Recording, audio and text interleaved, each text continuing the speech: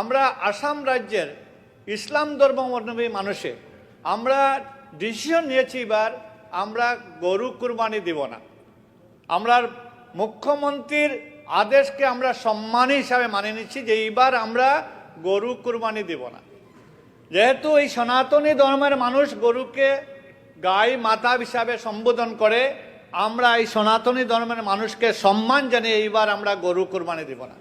কিন্তু অধ্যক্ষ মহোদয়, আপনার জড়িয়তে আমার মুখ্যমন্ত্রীকে বলতে চাই, যেহেতু গরু কুরবানি হবে না, কিন্তু গতকালকে গরুর বাজার থেকে গরুর যারা বিক্রি করতে এসেছে এদেরকেও অ্যারেস্ট করা হয়েছে, যারা গাই গরু কিনেছে দুধ নেওয়ার জন্য এদেরকেও অ্যারেস্ট করা হয়েছে।